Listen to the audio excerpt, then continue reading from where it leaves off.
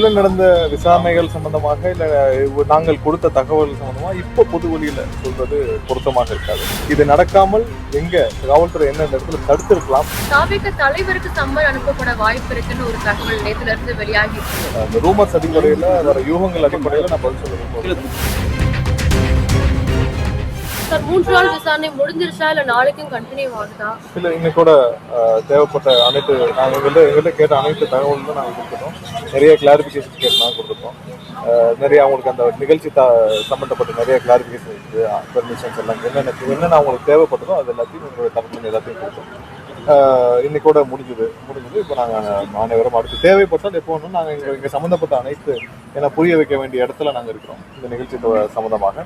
So அடுத்து தேவைப்பட்டால் எப்போ ஒன்றும் கோஆபரேட் பண்ணுறதுக்கும் நாங்களும் தயாராக இருக்கோம்னு சொல்லியிருக்கோம். இன்னைக்கு கூட இந்த 3வது நாளாக அனைத்து விசாரணைகளும் அந்த மாதிரி இல்லை. அடுத்து தேவைப்பட்டால் எப்போ தேவைப்பட்டால் இல்லை நாங்கள் எங்கள் தரப்பில் ஒரு சில விளக்கங்களை கொடுத்துருக்கோம், ஒரு சில தகவல்களை கொடுத்துருக்கோம்.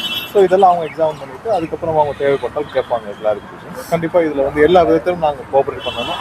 ஏன்னா இதில் இந்த 41 பேர் மரணத்துக்கான நீதி கிடைக்க வேண்டும் என்பதில் நாங்கள் தரவாக இருக்கோம். ஸோ அதில் எந்த விளக்கங்கள் கேட்டாலும் நாங்கள் கொடுக்கவும் தயாராக இருக்கோம். கண்டிப்பாக அது அடுத்த கூப்பிட்டால் நான் கண்டிப்பாக கொடுப்போம்.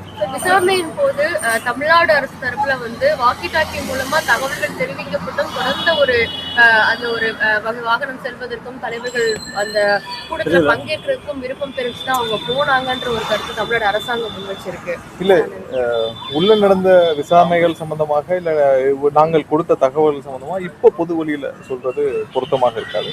கண்டிப்பா அவங்க தரப்பு விசாரணைகள் எல்லாம் முடிச்ச பிறகு அவங்களே ஒரு சார்ஜ் ஷீட்டை ஃபைல் பண்ணுவாங்க. அப்ப பாத்துக்கலாம். ஆனால் எங்கள் தரப்புல என்னென்ன நியாயங்கள் இருக்குதோ எந்தெந்த இடத்துல தமிழக அரசு தவறு செய்திருக்கு, காவல்துறை எந்த இடத்துல தவறு செய்திருக்கு, காவல்துறை சம்பந்தப்பட்ட என்னென்ன லேப்ஸ் இருக்கு, போஸ்ட்மார்டம்ல என்னென்ன லேப்ஸ் இருக்கு, ஒவ்வொரு இடத்துலையும் என்னென்ன இடத்துல அவர்கள் தவறு செய்திருக்கிறார்கள், இது நடக்காமல் எங்க காவல்துறை என்னென்ன இடத்துல தடுத்திருக்கலாம் போன்ற விஷயங்களே நாங்கள் நிறைய தெரிவிச்சிருக்கோம். நிறைய தகவல்களையும் கொடுத்துருக்கோம், நிறைய வீடியோ ஆதாரங்களையும் கொடுத்துருக்கோம். ஸோ அதெல்லாம் அவங்களும் எக்ஸாமின் பண்ணிட்டு வரணும்.